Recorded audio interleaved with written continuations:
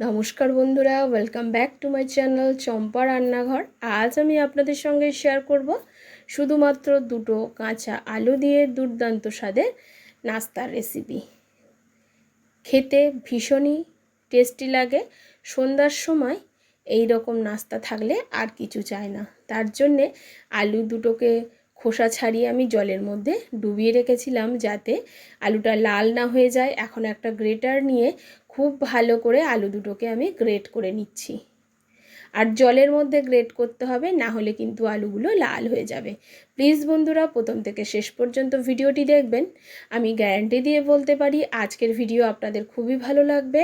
আর এই রকম সন্ধ্যার টিফিন থাকলে আপনি চপ খাওয়া কিন্তু একেবারে ভুলে যাবেন।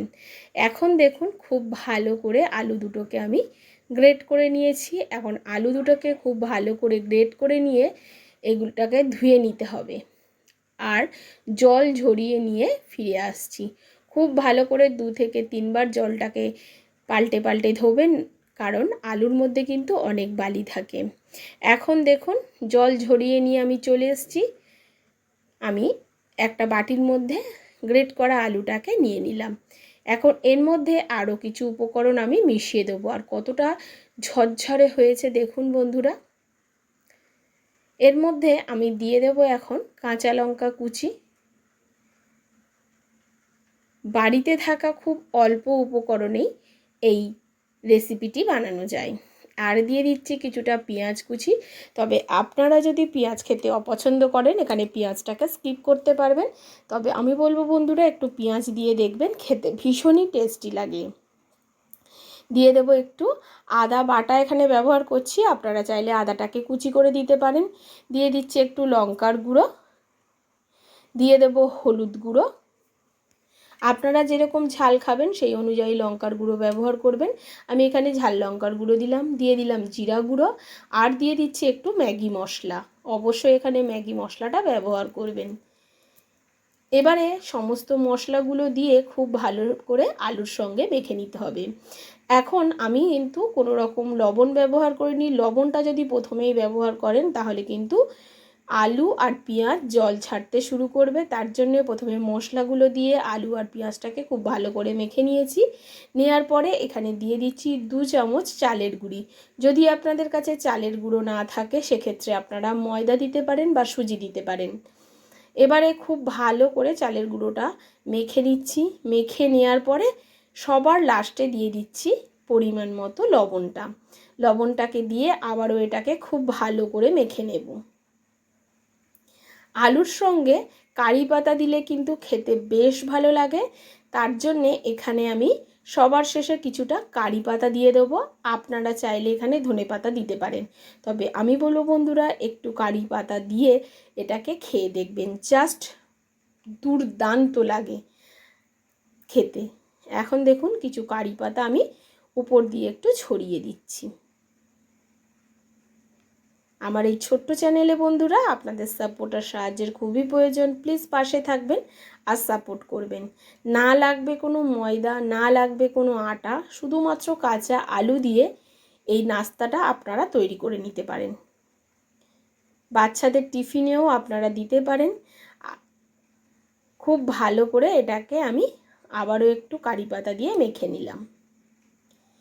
এবারে হাতটা একটু ধুয়ে নেব, কারণ হাতের মধ্যে যেহেতু মেখেছি সমস্ত মশলা দিয়ে একটু চ্যাটচ্যাট করে লেগে যাবে। তার জন্য হাতটা প্রথমে একটু পরিষ্কার করে নিচ্ছি।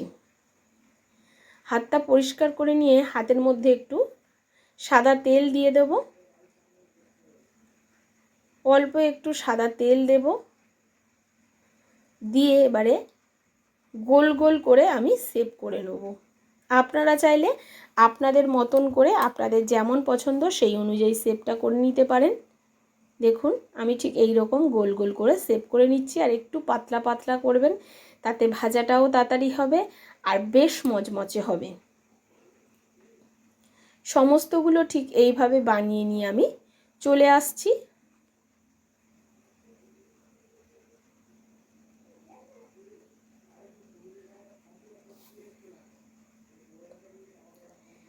এই বর্ষার সময় বন্ধুরা এরকম সন্ধ্যার সময় যদি চায়ের সঙ্গে এরকম একটা নাস্তা থাকে তাহলে কিন্তু সন্ধ্যাটা জাস্ট জমে যায়।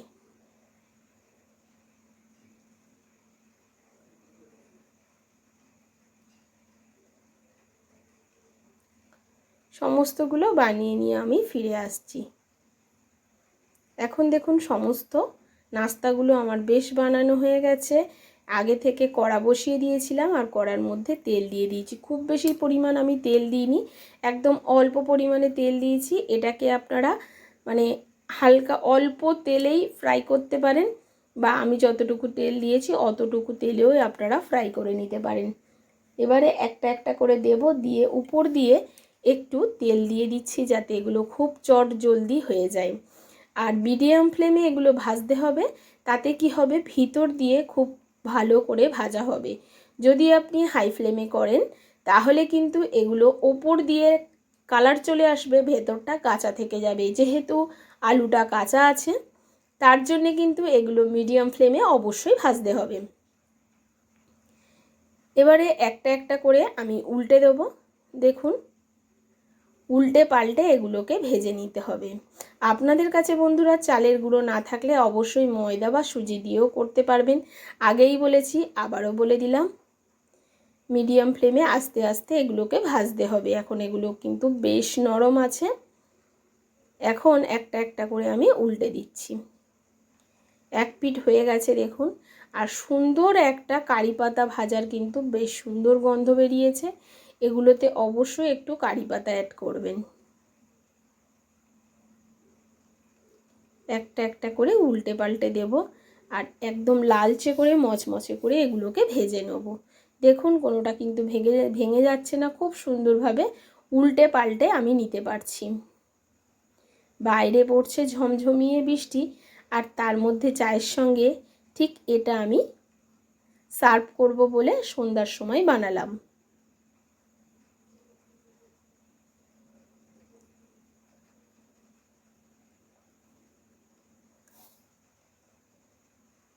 সব কটা আমি উল্টে পাল্টে নিয়েছি আর এখন দেখুন বেশ লালচে করে কিন্তু এগুলো ভাজা হয়ে গেছে। এবারে এগুলো কিন্তু কড়া থেকে আমি এক একটা করে তেল ঝরিয়ে তুলে নেব। এইভাবে সমস্ত আলুর পকোড়াগুলো আমি ভেজে তুলব।